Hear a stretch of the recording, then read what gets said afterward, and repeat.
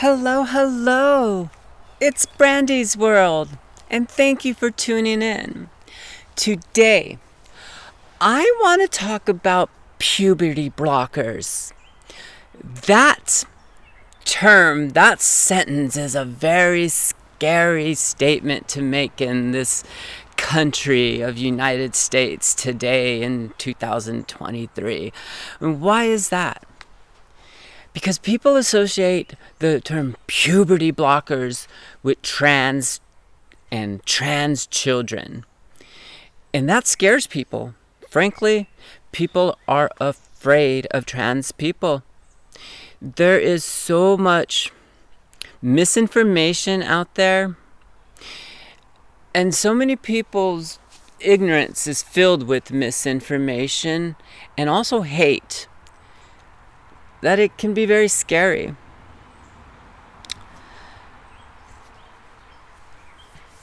Puberty blockers is not a scary thing.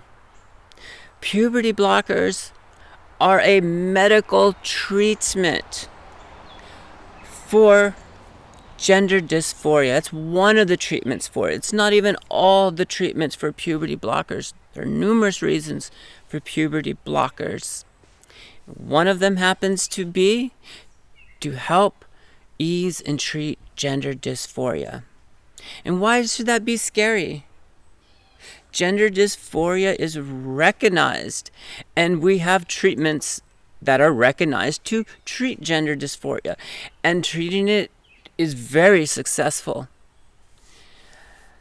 When I went through my hormone replacement therapy, when I started that in 2015, I started with both a testosterone blocker and estrogen.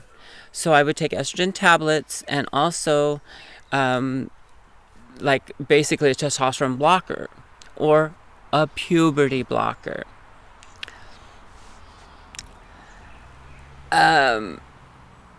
I no longer take puberty blockers or testosterone blockers because I've had a procedure called an orchiectomy.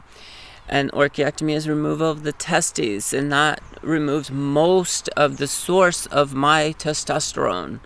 So, without the testosterone, I just get the estrogen.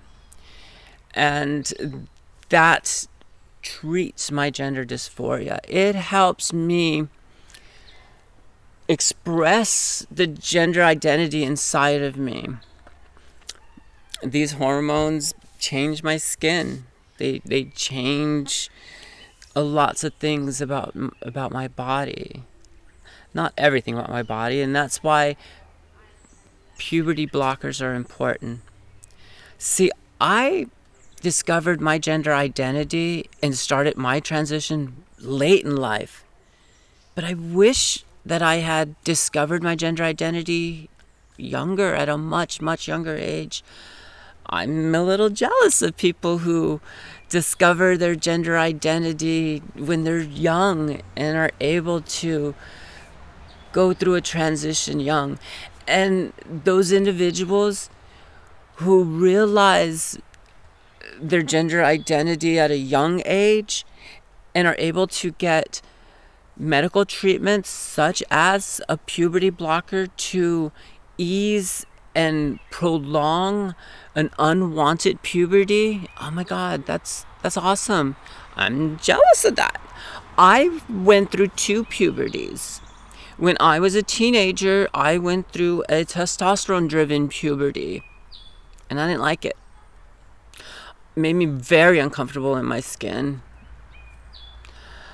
I didn't know that it was making me uncomfortable. I thought I just wasn't man enough to be manly man with all this testosterone. It wasn't until much later in life when I went through my second puberty, which was an estrogen-driven puberty, that I was like, yes, this is how my body should feel on hormones. It should feel driven by estrogen, not by testosterone. So I'm jealous of young people who are able to block an unwanted puberty. Blocking puberty,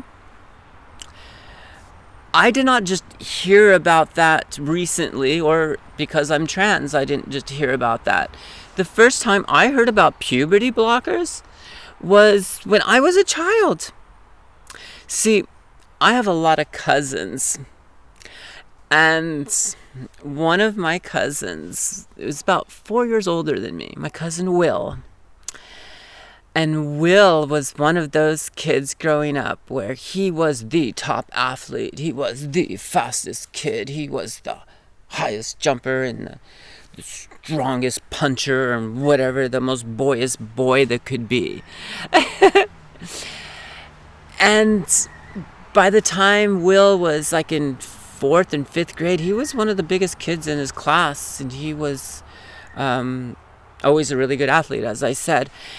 But his parents, especially his mother, his very conservative mother, my aunt, who I love, but we don't always see eye to eye politically. And she was very concerned about her young child, her oldest child, who was experiencing an onset symptoms of an early puberty. When he was like 9 or 10 years old, he started to experience puberty symptoms.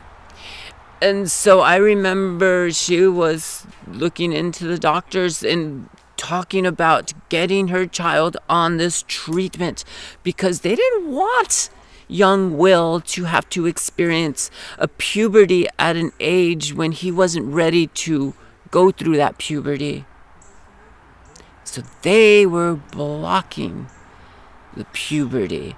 That's the first time I heard of medicine that blocks puberty. I was like, wow, there's medicine to block puberty. I was a late bloomer and I was much younger, and I was like, I couldn't wait for puberty, but I thought it was gonna be something great. It wasn't for me. But Will was and still is a cis hetero male man, boy. And they thought it was okay. His conservative mother, his family, his very conservative voting family, thought it was just perfectly okay to use a medical treatment, an intervention, to stop an unwanted puberty to happen to their child. And now I think, wow, do they still feel the same way about other children, or is their child special and should be treated special, and other children shouldn't have the speciality as this child? Or maybe it's just hetero cis children who should have medical interventions. No, that doesn't sound right either. Maybe all children should have access to medical treatment that they need. Puberty blockers are a way to stop an unwanted or puberty that is going to happen to a child who is not ready or wanting to have that puberty happen yet.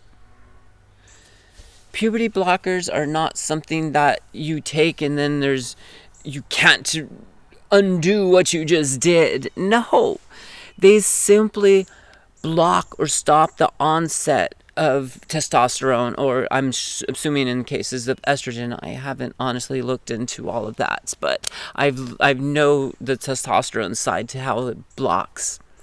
You can block that, and you can postpone it. So say your child is starting to go through a puberty at 10, 11, 12, and they're not ready for that puberty. You can slow it or offset it.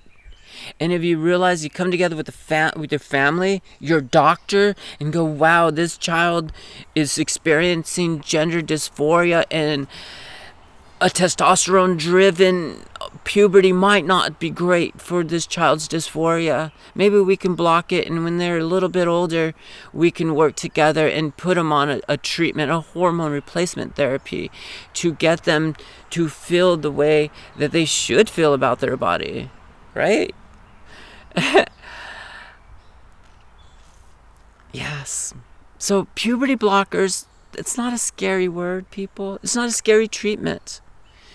It should be available to both trans kids and cis kids. all the children who need medical treatments that are talked about with their doctor, and their doctor agrees that that is the treatment that should best be for that child, then yes, let's do that. Let's not be afraid of medical treatments that are very successful and very helpful.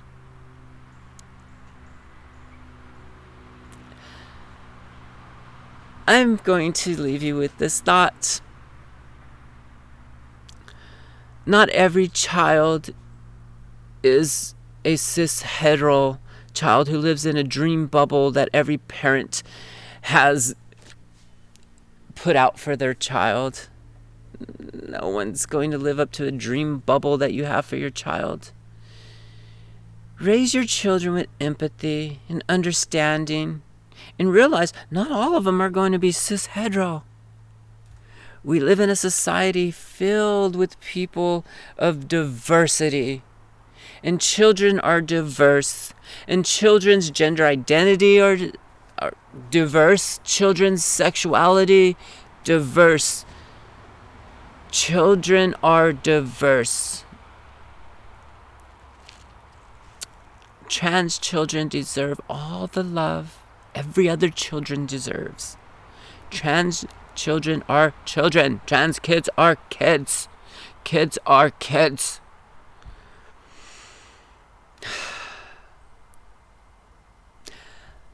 Love yourself, but more importantly, like yourself. And treat people the way they want it to be treated. Thank you.